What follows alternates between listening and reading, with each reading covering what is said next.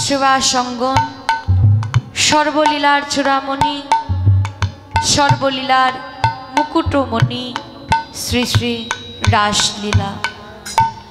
হারে আমার গোড়া নাচে প্রেম বিনোদিয়া, অখিল ভুবনপতি বিহরে নদিয়া। দিক বিদিক নাহি জানে নাচিতে নাচিতে, আবার চাঁদ মুখে হরি বলে কাঁদিতে কাঁদিতে। মহাপ্রভু গৌর হরি আমার নেচে নেচে সেধে কেঁদে হরি নাম করছেন। সেবাসঙ্গনে ব্রজভাবে বিভোর হয়ে প্রভু আমার রাসলীলা মনে করে সকল ভক্তগণকে নিয়ে হরি নাম সংকীর্তন করছেন, নামে প্রেমে বিভোর হয়ে হরি নামের খেলা খেলছেন। আর লীলা করতে করতে জগৎজীবকে ডেকে ডেকে বললেন, হে জগৎজীব, তোমরাও হরি নাম করো, নামের খেলা খেলো। প্রভু নিজেই নামের খেলা খেলছেন, আমাদেরকেও নামের খেলাই খেলতে বলছেন। কারণ আপনি আচরি ধর্ম, আচরি ধর্ম জীবেরে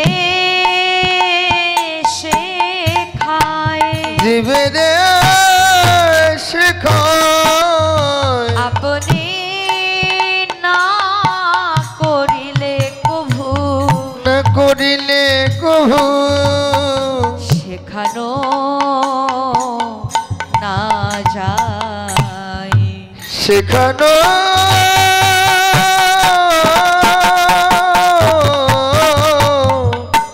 শেখানো না যায়। প্রভু আমার নিজে আচরণ করে জগৎজীবকে শিখিয়ে দিচ্ছেন, নিজে আচার্য হয়ে আচরণ করে এই জগৎজীবকে শিক্ষা দিচ্ছেন। কারণ নিজে না করলে জগৎজীবকে শেখানো যায় না। তাই প্রভু আমার স্বয়ং আচার্য হয়ে জগৎজীবকে শিক্ষা দিচ্ছেন। শুধু তাই নয়, প্রভু এই কলিহত জীবের জন্য আর কি করলেন? উচ্চ স্বরে কাঁদে প্রভু জীবেরও লাগিয়া, চেতন করান জীবকে কৃষ্ণ নাম দিয়া। এই কলিহত জীবের জন্য মহাপ্রভু গৌর হরি উচ্চ স্বরে কৃষ্ণ বলে কাঁদছেন। আমাদেরকে বলছো, হে জগৎজীব, তোমরাও কৃষ্ণ বলে কাঁদো, হরি বলে কাঁদো, তোমাদের সকল জ্বালা যন্ত্রণা জুড়িয়ে যাবে। মহাপ্রভু গৌর হরি সেবাসঙ্গনে হরি নাম করছে। আর প্রভুর ভাবটি কেমন? দিক বিদিক নাহি জানে নাচিতে নাচিতে, চাঁদ মুখে হরি বলে কাঁদিতে কাঁদিতে। নেচে নেচে কেঁদে কেঁদে হরিনাম করছেন। আর হরিনাম করতে করতে এই জগৎজীবকে কি দান করছেন? এই জগৎজীবকে দান করছেন গোলকের অনর্পিত প্রেমধন। যে প্রেম অন্য কোনো কালে দান করা হয়নি, সেই গোলকের প্রেমধন, অনর্পিত প্রেমধন, যাকে তাকে অকাতরে সেধে কেঁদে দান করছেন। গোলকের প্রেমধন দিল সবারে যাচিয়া, অনর্পিত চরিঞ্চিরা চরিঞ্চিরা করুণায় অবতীর্ণ কল, অবতীর্ণ কল সমর পয়তমুন্নত উজ্জ্বল রসা, উজ্জ্বল রসা সভক্তি স্ত্রী হরি পুরট সুন্দর দুতি, সুন্দর দুতি কদম্ব সন্দীপিত সঞ্চিত সদাই হৃদয় কন্দরে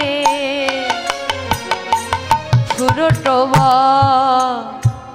শুচিনন্দন।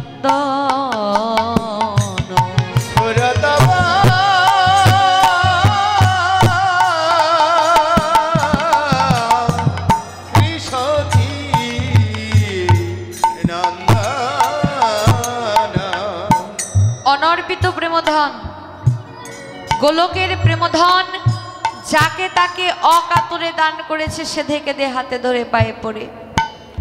এই প্রেমধন মহাপ্রভু কোথা হতে আনলেন? আমাদের জন্য গোলকের প্রেম ভাণ্ড হতে প্রেমধন চুরি করে নিয়ে আসলেন। কেমন করে চুরি করলো?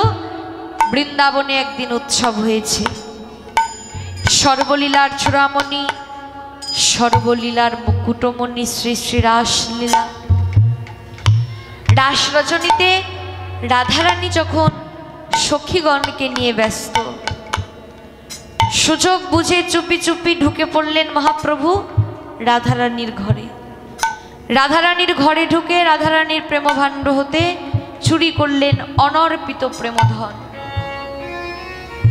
চুরি করে যখন বের হয়ে আসবে, দেখতে পেল প্রতি দ্বারে দ্বারে প্রহরী নিযুক্তা। সকল দ্বারে দ্বারে প্রহরী লাগানো হলো, যাতে অনধিকারে কেউ প্রবেশ না করে। কিন্তু প্রভু তো আগেই ঢুকেছেন, আগেই ঢুকে ধনির ধন চুরি করে ধরা পড়বার ভয়ে এবার প্রভু নিজেই আজ ধনী সাজলেন। কেমন করে ধনী সাজলো? নিজেই ধনির পোশাক নিজ অঙ্গে ধারণ করলেন। ধনির পোশাক বলতে রাধারানীর ভাবকান্তি। বাহিরেতে রাধারূপ, অন্তরে শ্রীকৃষ্ণ, গদাধরের প্রাণগোরা ব্রজ রসতৃষ্ণ। বাইরে রাধারূপ আর অন্তরে লুকানো রইল শ্যামরূপ। রাধা কৃষ্ণ মিলিত বিগ্রহ, রাই কানু মিলিত তনু, স্বয়ং মহাপ্রভু গৌরহরি রাধারানীর ভাবকান্তি অঙ্গে নিয়ে নিজেই আজকে ধনী সাজলেন। তখন প্রভুকে কেউ চিনতেও পারছে না, আর কেউ ধরতেও পারছে না। চিনতে পারছে না, ধরতে পারছে না বললেও ভুল। কোনো কোনো মরমীজন প্রভুকে আবার চিনেও ফেললেন। এরই মধ্যে ছিলেন একজন রামানন্দ রায়। মহাপ্রভুর সঙ্গে রামানন্দের সাক্ষাৎ হলো গোদাবরী তটে। আলোচনা হলো। আলোচনার বিষয়বস্তু ছিল সাধ্য সাধন তত্ত্ব। আলোচনায় বক্তা রামানন্দ রায় আর শ্রোতা স্বয়ং মহাপ্রভু গৌরহরি। রামানন্দ রায় বলছেন আর মহাপ্রভু শুনছেন। রামানন্দ রায় বলতে বলতে সখ্য, দাস্য, বাৎসল্য তিনটি রসের কথা বলেই ফেললেন, কিন্তু প্রভু কেবলই বলছি হো বাহ্য, আগে কহো। আর প্রভুর মুখে এই কথা শুনে রামানন্দ রায় প্রবেশ করলেন মধুর রসে। মধুর রসে প্রবেশ করে তার মধ্যে কান্তা প্রেম, সাধ্য শিরোমণি সার। রামানন্দের বদনে কান্তা প্রেমের কথা শুনে প্রভু আমার ভাবে গদগদ হয়ে গোদাবরী তটেই ঢলে পড়লেন। প্রভুর হাব ভাব বেশভূষা দেখে রামানন্দ রায় বলছে, প্রভু তোমাকে তো চিনি চিনি মনে হয়। সাউন্ড অপারেটর দাদা, রিভার্বটা একটু বাড়ান। বলছে, প্রভু তোমাকে তো চিনি চিনি মনে হয়। আর এদিকে প্রভু বলছে, রামরায় তুমি আমাকে যা ভাবছো আমি তা নই। তুমি বৈষ্ণব তো, তাই তুমি সকলের মধ্যেই ভগবত দর্শন করো। রিভাইভটা একটু বাড়বে। তুমি বৈষ্ণব তো, তাই তুমি সকলের মধ্যেই ভগবত দর্শন করো, কিন্তু তুমি আমাকে যা ভাবছো আমি কিন্তু তা নই। কিন্তু রামানন্দ রায় বললেন, প্রভু তুমি আমার কাছে লুকিও না, তোমাকে ঠিক চিনতে পেরেছি। ভগবান ভক্তের কাছে লুকাতে চাচ্ছেন, আর ভগবান ভক্তকে ধরতে চাচ্ছে। ভগবান ভক্তকে ধরতে চায়, আর ভগবান ভক্তের কাছে লুকাতে চেষ্টা করে। কারণ ভক্ত এবং ভগবানের মধ্যে 2 আঙুলের ব্যবধান। 1 আঙুল ভক্তের সাধনা, আর 1 আঙুল ভগবানের করুণা। দামবন্ধন লীলায় যেমন মা নন্দরানী গোপালকে বাঁধবার জন্য ছুটছে, গোপালও ছুটছে, মাও ছুটছে। মা গোপালকে ধরে এনে যখন উদুখলের সঙ্গে বাঁধতে গেল, 2 আঙুল রশিতে কম পড়ে গেল। মা তৎক্ষণাৎ চুলের খোপা থেকে ফিতে খুলে এনে রশির সঙ্গে যোগ করে আবার গোপালকে বাঁধতে যায়, আবার 2 আঙুলে কম পড়ে। এইভাবে মা যতবার গোপালকে বাঁধতে চেষ্টা করছে, ঠিক ততবার 2 আঙুলে কম পড়ে যাচ্ছে। 4 আঙুল 6 আঙুল নয়, কেবল 2 আঙুলে কম পড়ছে। 2 আঙুল কেন? 1 আঙুল হলো ভক্তের সাধনা, আর 1 আঙুল ভগবানের করুণা। ভক্তের তপস্যার নাম সাধনা, আর ভগবানের তপস্যার নাম করুণা। ভক্ত সাধনা করে 1 আঙুল ওপরে ওঠে, ভগবান করুণা করে 1 আঙুল নিচে নামে, মিলন হয় ভক্ত ভগবানের হৃদয় মন্দিরে। হরি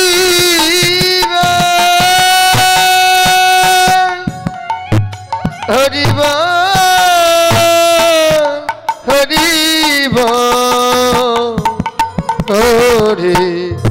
হরি হরি। তাই আজকে যখন রামানন্দ রায় বলছে তোমায় চিনে ফেলেছি, তুমি আমার কাছে লুকিও না, পহিলে তোমারে দেখি সন্ন্যাসী স্বরূপ, এবে কেন দেখি তোমার শ্যাম গোপরূপ, তোমার সম্মুখে কাঞ্চন পঞ্চালিকা, তারই মধ্যে দেখি তোমার শ্যাম অঙ্গ ঢাকা, তুমি আমার কাছে লুকিও না, তোমাকে ঠিক চিনতে পেরেছি। প্রভু দেখলো রামানন্দ রায় প্রভুকে চিনেই ফেলেছেন, তাই বললেন রামরায়, চিনেই যখন ফেললে, ধরেই যখন ফেললে, তাহলে আর আমি তোমার কাছে লুকোবো না।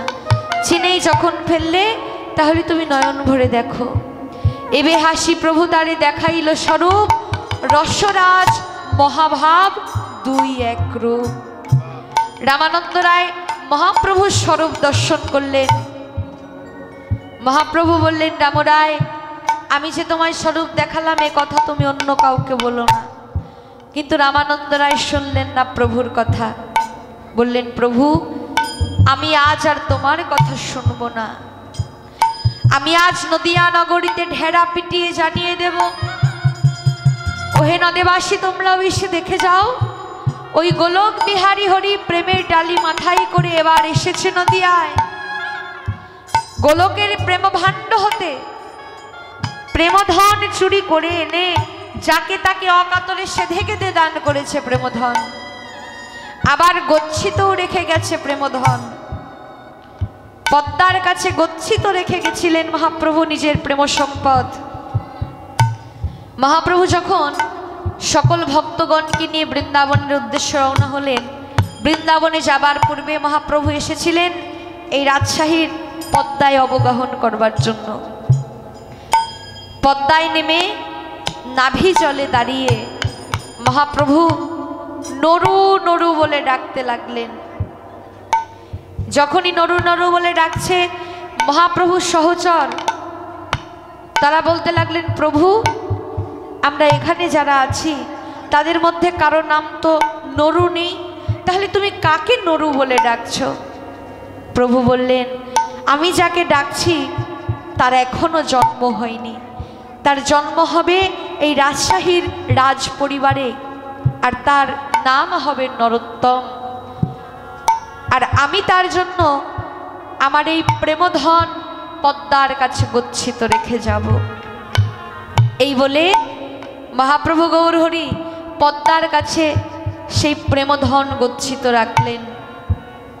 পদ্মা বললেন, পদ্মাকে বললেন, পদ্মা, যেদিন নরোত্তম তোমার জলে অবগাহন করবে সেদিন তুমি আমার এই গচ্ছিত প্রেমধন নরোত্তমকে দান করবে।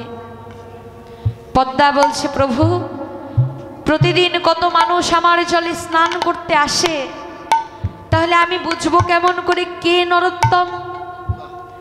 প্রভু বললেন, যেদিন নরোত্তম তোমার কাছে আসবে, নরোত্তমের স্পর্শ পেয়েই তোমার জল অধিক তরঙ্গিত হবে।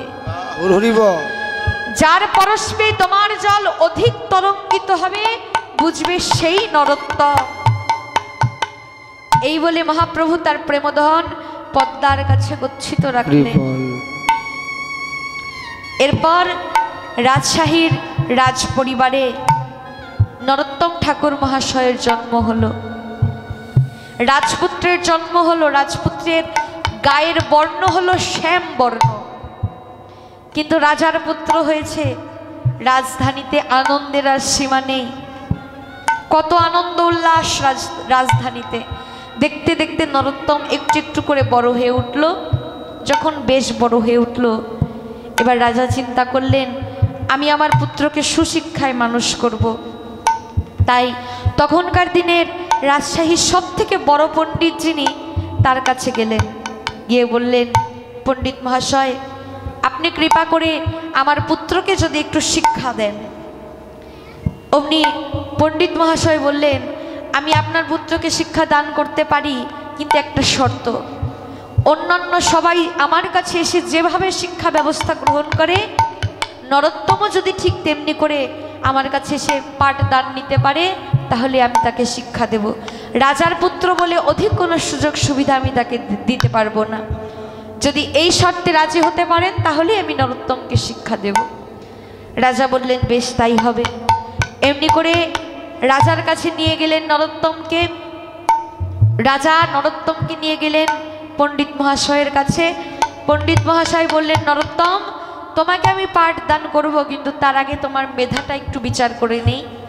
তুমি তো বাড়িতে মায়ের কাছে ক খ অ আ শিখেছ, তো তাই দিয়ে আমাকে একটু বাক্য লিখে দাও দেখি, কেমন তুমি, তোমার মেধা কেমন। এই বলে নরোত্তমকে একটি কাগজ দিল, কলম দিল। নরোত্তম ক খ অ আ দিয়ে লিখতে লাগলেন।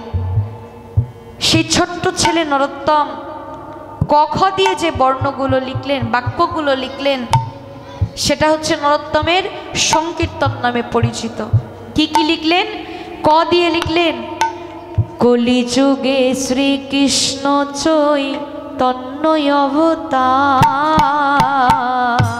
কলিযুগে শ্রীকৃষ্ণ চৈতন্যই অবতার।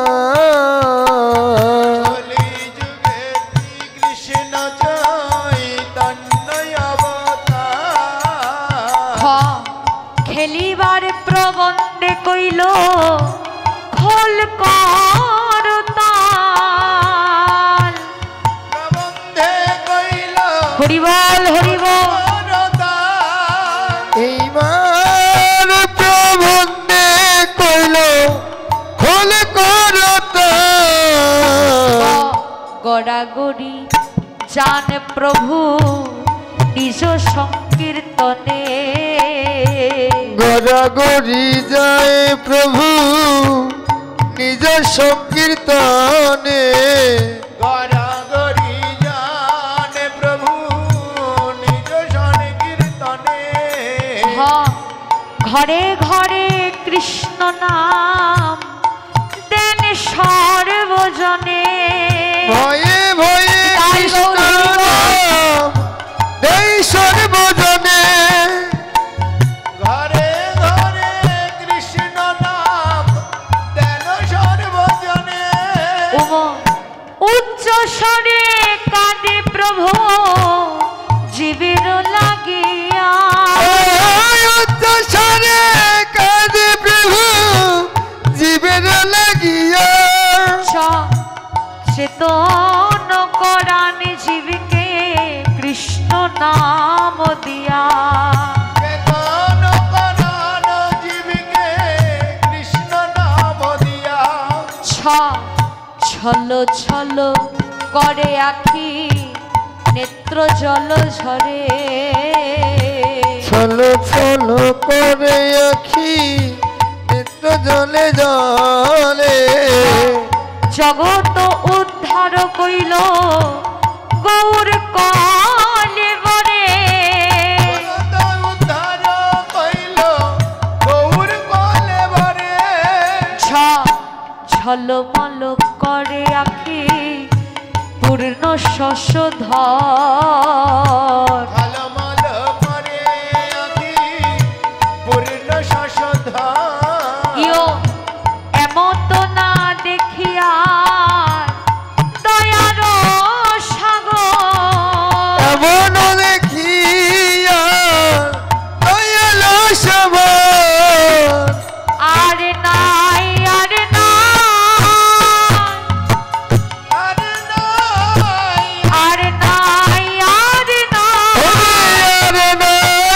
আরে নাই করুণা সিন্ধু অবতার। আরে নাই আরে নাই সিন্ধু অবতার। আরে নাই আরে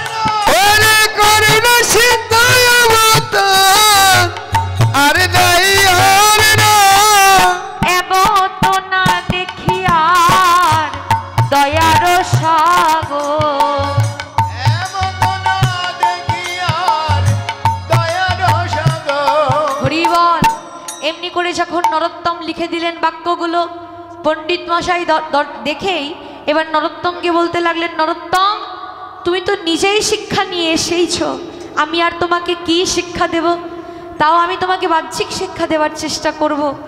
এই বলে নরোত্তমকে পাঠ দান শুরু করলেন।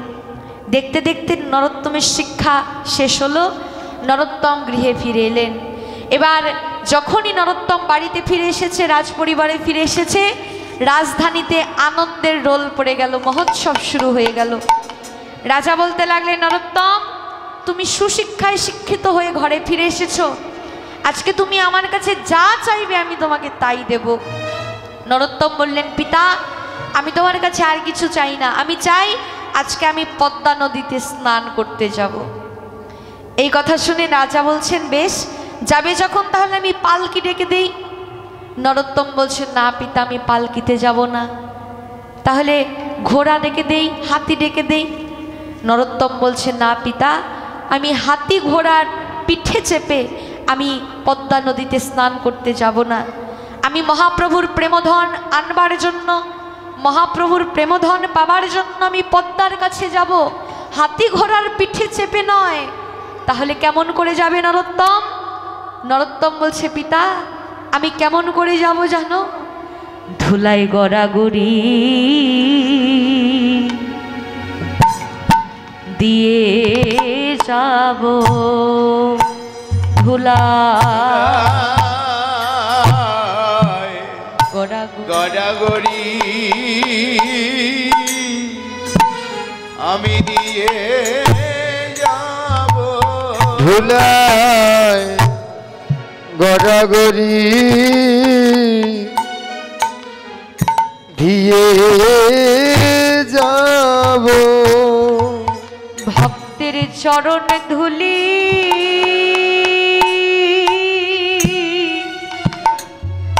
অঙ্গে মেখে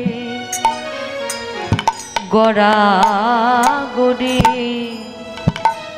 দিয়ে যাব, ভক্তের চরণ ধুলি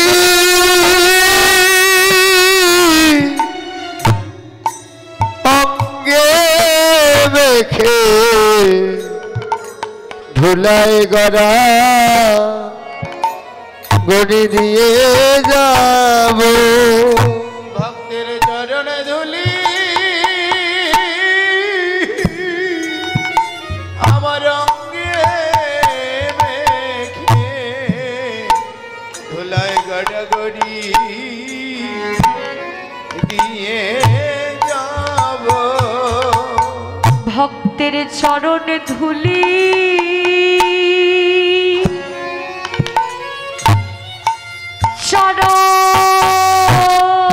চরণ ধুলি চরণ ধুলি অঙ্গে মেখে গড়াগড়ি দিয়ে যাব, ভক্তের চরণ ধুলি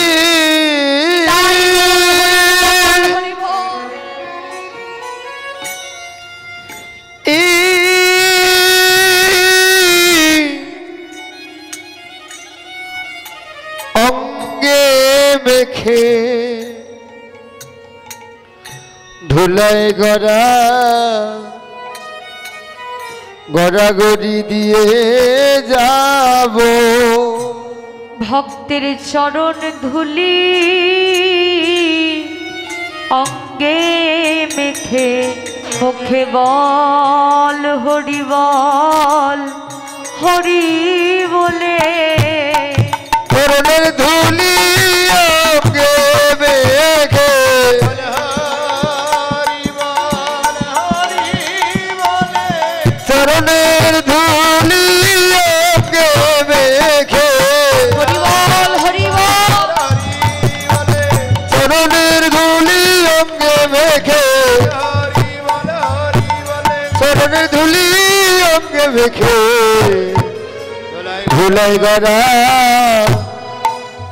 ঘড়ি দিয়ে যাব। নরোত্তম ঠাকুর মহাশয় পদ্মায় স্নান করতে চললেন, ধুলায় গড়াগড়ি দিতে দিতে। ধুলায় গড়াগড়ি দিতে দিতে পদ্মায় স্নান করতে গিয়ে প্রধান সেনাপতি মহাশয়কে বললেন, সেনাপতি মহাশয় আপনি একটু কৃপা করে পাড়েই বসুন, আমি এই এখনই পদ্মায় গিয়ে একটা স্নান করে একটু অবগাহন করেই আমি উঠে আসব। এই বলে সেনাপতি মহাশয়কে পাড়ে বসিয়ে রেখে নরোত্তম যখনই পদ্মায় স্নান করতে নামবে, নামবার পূর্বেই পদ্মার জল স্পর্শ করে মাথায় ঠেকিয়ে আগে প্রণাম করে নিলেন। প্রণাম করে নিয়ে যখনই নামতে যাবে, মহাপ্রভু বলেছিল, পদ্মা যেদিন নরোত্তমের স্পর্শ তোমার জলে লাগবে তোমার জল অধিক তরঙ্গিত হবে। তাই নরোত্তম যখনই পদ্মার জল স্পর্শ করেছে, পদ্মায় অধিক তরঙ্গিত হতে লাগলো, এত ঢেউ হতে লাগলো, সেই ঢেউয়ের জোরে নরোত্তমকে পদ্মার মধ্যেখানে নিয়ে গেলে। মাঝ পদ্মায় নিয়ে নরোত্তমকে পদ্মার জলের মাঝখানে নিয়ে গেলেন। নরোত্তম পদ্মার মাঝখানে গিয়ে দর্শন করলেন একজন দেবী মূর্তি বসে রয়েছে জলের মধ্যে। সেই দেবী মূর্তি নরোত্তমকে বলতে লাগলেন, নরোত্তম তুই বড় ভাগ্যবান, এই অনন্ত কোটি বিশ্ব ব্রহ্মাণ্ডের কর্তা প্রেমের ঠাকুর স্বয়ং মহাপ্রভু গৌরহরি গোলকের প্রেম ভাণ্ড হতে যে প্রেমধন এনেছে, সেই প্রেমধন দান করবার জন্য এনে আমার কাছে সেই প্রেমধন গচ্ছিত রেখে গেছে তোকে দেবার জন্য। নরোত্তম এতদিন আমি সেই প্রেমধনে ধনী ছিলাম, আজকে তুই বড় ভাগ্যবান, সেই প্রেমধনে আজ হতে তুইও ধনী হবি। এই বলে নরোত্তমকে সেই গচ্ছিত প্রেমধন দান করলেন। আর সেই মহাপ্রভুর প্রেমধন পেয়ে নরোত্তম ছিল কালো শ্যামবর্ণ, নরোত্তম হয়ে গেল সাদা গৌরবর্ণ হয়ে গেলেন। তার বর্ণটাই পাল্টে গেল গৌর প্রেমধনে ধনী হয়ে। সেই প্রেমধন এখনো পদ্মায় গচ্ছিত আছে, মহাপ্রভুর প্রেমধন। সেই পদ্মা নদীতে এখনো মানুষ স্নান করে, অবগাহন করে সেই প্রেমধন লাভ করবার জন্য যায়। সেই প্রেমের ঠাকুর আমার গৌর হরি, যিনি গৌরের গোলকের প্রেমধন অকাতরে দান করেছে, আমাদের জন্য গচ্ছিত রেখে গেছে প্রেমধন। এমন করুণার অবতার প্রেমের ঠাকুর গৌর হরি, যিনি অকাতরে হাতে ধরে পায়ে পড়ে প্রেমধন দান করলেন, যাকে তাকে অকাতরে সেধে কেঁদে দান করলেন প্রেমধন। সাগরে যখন বান ডাকে, সাগর যেমন জোয়ারের জল নিজ বক্ষে ধারণ করতে না পেরে নদী নালা খালবিল জলে ভাসিয়ে দেয়, নদী নালাও যখন ওই জল নিজ বক্ষে আর ধারণ করতে না পারে, তখন উঁচু নিচু পবিত্র অপবিত্র কিছুই বিচার না করে চতুর্দিক জলে ভাসিয়ে দেয়। ঠিক তেমনি আজ আমার গৌর সিন্ধু মাঝে প্রেম বন্যার বান ডেকেছে। গৌরের প্রেম বন্যায় কত হরি নামের কাঙাল দুঃখী,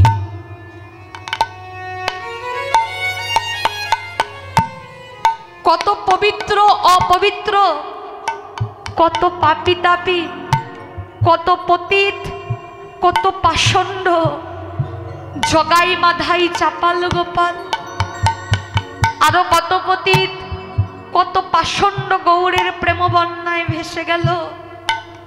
কিন্তু হে বৈষ্ণবগণ, কেবল আমার মতো পতিত যারা, তারাই শুধু বঞ্চিত হলো। গৌর তার প্রেম বন্যায় সকলকেই ভাসিয়ে দিলেন, এই ধরাই ভাসিয়ে দিলেন গৌরের প্রেম বন্যায়। কিন্তু হে বৈষ্ণবগণ, ওই প্রেম কেবল আমার ভাগ্যে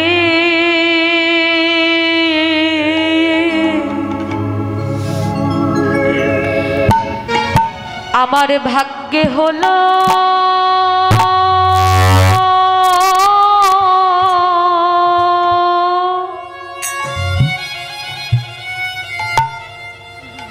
হলো না রে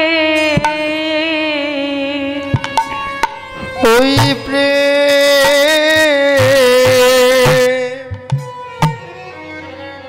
আমার ভাগ্যে কেবল আমার ভাগ্যে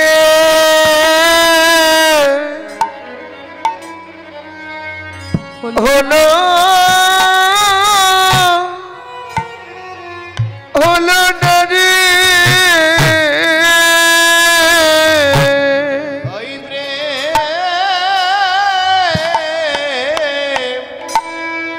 আমার ভাগ্যে কেবল আমার ভাগ্যে হলো না হলো না রে আমি কত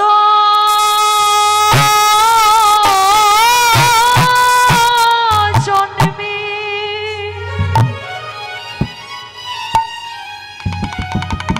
কত জন্মে